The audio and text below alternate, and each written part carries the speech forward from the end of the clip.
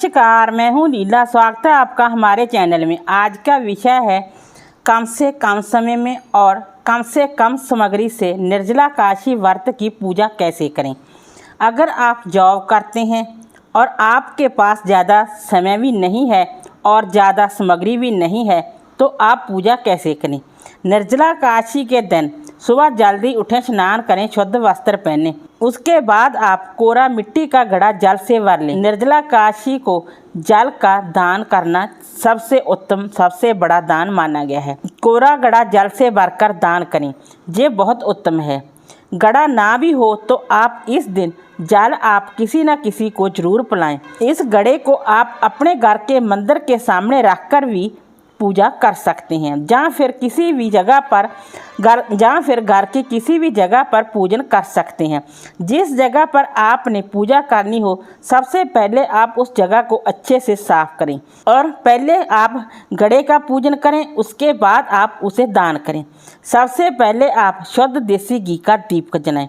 उसके बाद आप घड़े के कंठ पर मौली बांधें। जब भी हम कलश का दान करते हैं तो इसके कंठ पर मौली बांधते हैं, खाली घड़ा दान नहीं किया जाता। निर्जला काशी के दिन भगवान श्री हरि विष्णु जी का पूजन किया जाता है। अगर आपके पास भगवान श्री हरि विष्णु जी का फोटो, मूर्ति, प्रतिमा है तो आप उसका पूजन करें। अगर आपके पास फोटो, मूर्ति, प्रतिमा नहीं है तो जल से बड़े मटके का पूजन आप भगवान श्री विष्णु जी का स्वरूप मानकर कर सकते हैं। अब आप घड़े पर रौली चंदन से तिलक करें, या फिर आप स्वास्थ्य भी बना सकते हैं। काशी के व्रत में चावल का प्रयोग नहीं किया जाता। चावल की जगह पर हम तिल का प्रयोग करते हैं। उसके बाद आप घड़े के ऊपर फल रखें। आम रख सकते हैं, तरबूज रख सकते हैं, खरबूजा रख सकते हैं। काशी के दिन मीठे जल का दान किया जाता है। इसके बाद चीनी आप घड़े के ऊपर रखें। इसके साथ दक्षिणा भी रखें और एक बांस का पंखा भी रखें। इससे गर्मी में शीतलता मिलती है।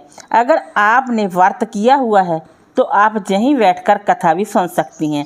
इसके बाद इस सभी चीज़ों को हाथ में जल लेकर मिन्स लें। उसके बाद आप आरती करें। उसके बाद आप क्षमा याचना करें और अपनी मनोकामना पूर्ति के लिए भगवान से प्रार्थना करें। इसके बाद घड़ा और घड़े के ऊपर रखा सारा सामान दान करें।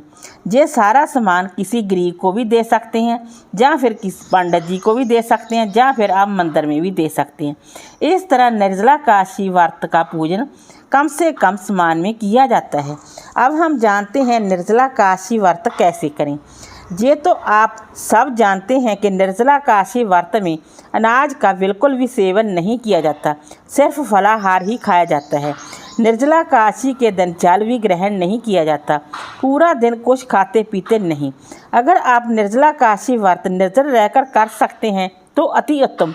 अगर आप गर्भवती हैं, बीमार हैं, या कोई और हेल्थ इशू है जिसके कारण आप पूरा दिन निर्जल नहीं रह पाते तो कोई बात नहीं, आप चिंता न करें। पूजा होने तक निर्जल रहें और पूजा के बाद जल का दान करें और किसी को भी आप जल पिलाएं। उसके बाद आप खुद जल ग्रहण कर सकते हैं। इस तरह आप भी निर्जला काशी का व्रत कर सकते हैं।